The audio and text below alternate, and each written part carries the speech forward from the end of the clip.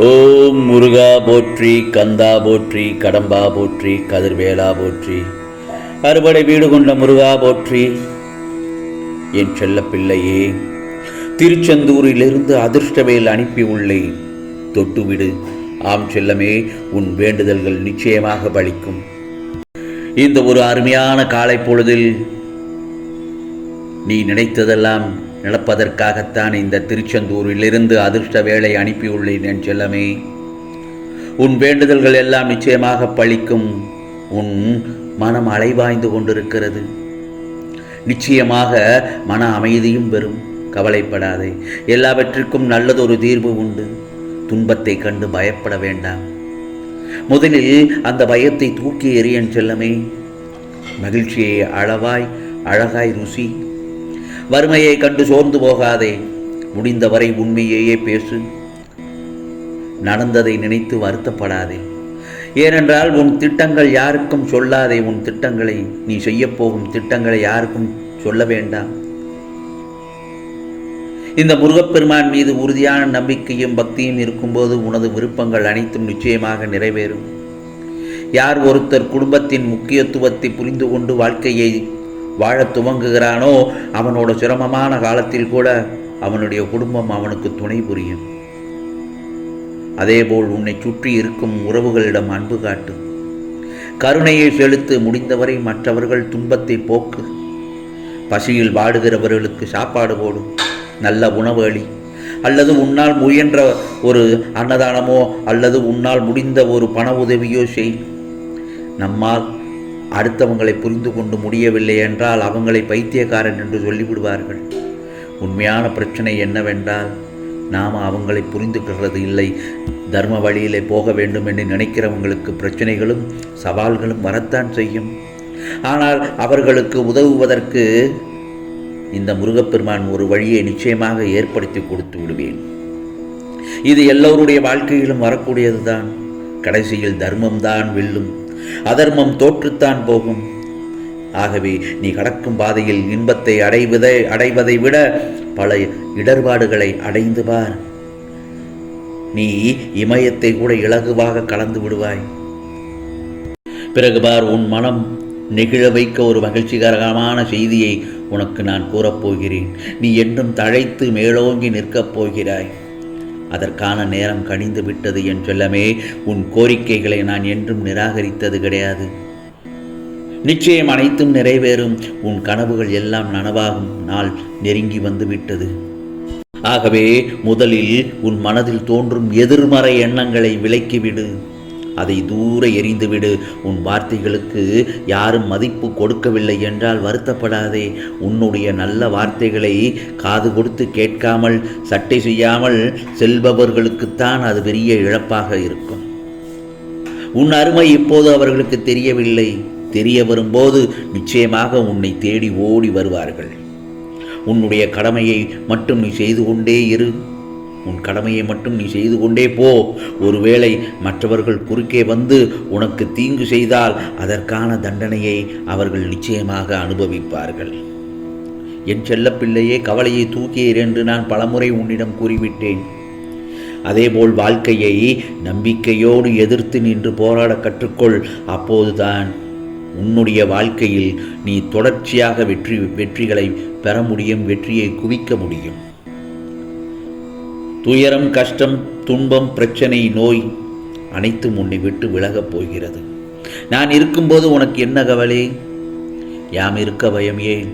வேலுண்டு வினையில்லை என்று நான் சொல்வது அதற்காகத்தான். என்னை மனதார நினைப்பவர்களுக்கு நான் எந்த ஒரு தீங்கும் செய்ததில்லை. சில நேரங்கள் தீமைகள் நடப்பது போல்தான் இருக்கும். ஆனால் உனக்கான அதில் கடைசி முடிவு யாருக்கு? உனக்கு சாதகமாகத்தான் நான் அமைத்து கொடுப்பேன். ஏனென்றால் வாழ்க்கையில் யாரும் கஷ்டப்படாமல் முன்னேற முடியாது. இதை நான் தினந்தோறும் சொல்வது அதுதான். யாருக்குத்தான் கஷ்டம் இல்லை? பெரியவர்கள் முதல் சிறியவர்கள் வரை அன்றாடம் கஷ்டப்பட்டு கொண்டுதான் இருக்கிறார்கள். ஏன், ஒரு மாணவன் கல்லூரிக்கு செல்லும் போது கூட அவனுக்கும் சில இடர்பாடுகள் வரத்தான் செய்கிறது. அவனுக்கும் பல கஷ்டங்கள் வரத்தான் செய்கிறது. அதையும் தாண்டி அவன் படித்து வெளியே வந்தால் அவனுக்கு பெருமை அல்லவா? அவனுக்கான ஒரு நல்ல காலம் கிடைத்துவிடும். அதேபோல்தான் எல்லோருக்கும் இடர்பாடுகள் வரத்தான் செய்யும். அவை எல்லாவற்றையும் தாண்டி வெற்றியை நோக்கி உன்னுடைய குறிக்கோளை நோக்கி சென்று கொண்டே இருந்தால் உனக்கான வெற்றி நிச்சயமாக கிடைக்கும். இந்த முருகப்பெருமானின் அருள்வாக்கு என்றுமே உனக்கு பொய்யாகாது. தைரியத்தோடு இரு, நம்பிக்கையோடு இரு. நீ செய்யும் செயல்களை தொடர்ச்சியாக செய்து கொண்டே இரு.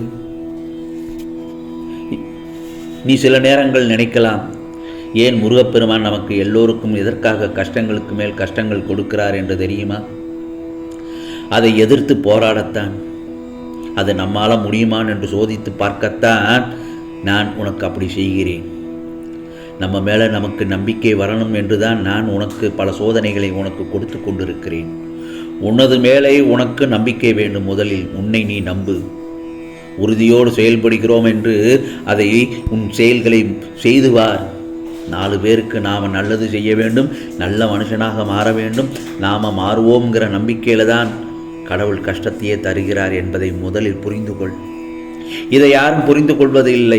தனக்கு வர்ற கஷ்டத்திலிருந்து தப்பித்தால் போதும் என்று ஓடுவதில் தான் இருப்பார்கள். ஆகவே மனுஷனை நம்புகிறவங்கள் அந்த கடவுளை இந்த விஷயத்தில் நம்புறதே இல்லை. ஒருவேளை அப்படியே நம்பினாலும் சிரமமில்லாத வாழ்க்கை நமக்கு கிடைக்க வேண்டும் என்றுதான் கடவுளிடம் வேண்டு கொண்டிருக்கிறார்கள். இவை எல்லாவற்றையும் எதிர்த்து போராடி சமாளிக்கணுங்கிறது கிடையவே கிடையாது. நம்பிக்கையோடு வரக்கூடிய வாழ்க்கையை ஏற்றுக்கிறதும் கிடையாது. எது நடந்தாலும் அதை பார்த்து பயப்படாமல் அது நன்மைக்குத்தான் நடக்குது என்று முதலில் புரிந்து கொள்ள வேண்டும். என்றைக்கு அவங்க எல்லாவற்றையும் புரிந்து கொள்கிறார்களோ அன்றைக்குத்தான் அவர்களுடைய வாழ்க்கை குறைவில்லாத வாழ்க்கையாக தெரியும். ஆகவே எந்த காலகட்டத்திலையும் கடவுளிடம் உள்ள நம்பிக்கை குறையவே கூடாது.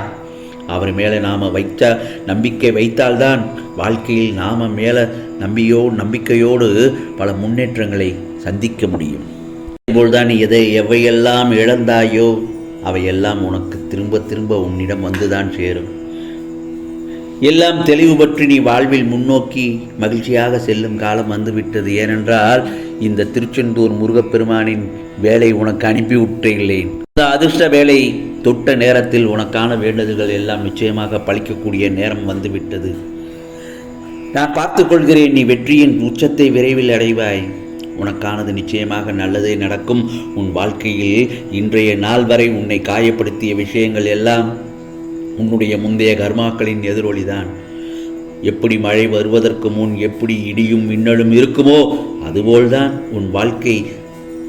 உன் வாழ்க்கைக்கான வசந்த காலம் வருவதற்கு முன் நீ பல கஷ்டங்கள் இடர்பாடுகளை சந்தித்திருப்பாய். அதன் பின்பார் என் பிள்ளைகள் வாழும் வாழ்க்கை எப்படி பிரகாசமாக ஜொலிக்கும் என்று மகிழ்ச்சியாக இரு. உன் வேண்டுதல்கள் எல்லாம் நிச்சயமாக பலிக்கும். ஏனென்றால் இது திருச்செந்தூர் முருகப்பெருமானின் அருள் வாக்கு. ஓம் சரவண பவ, ஓம் சரவண பவ, ஓம் சரவண பவ.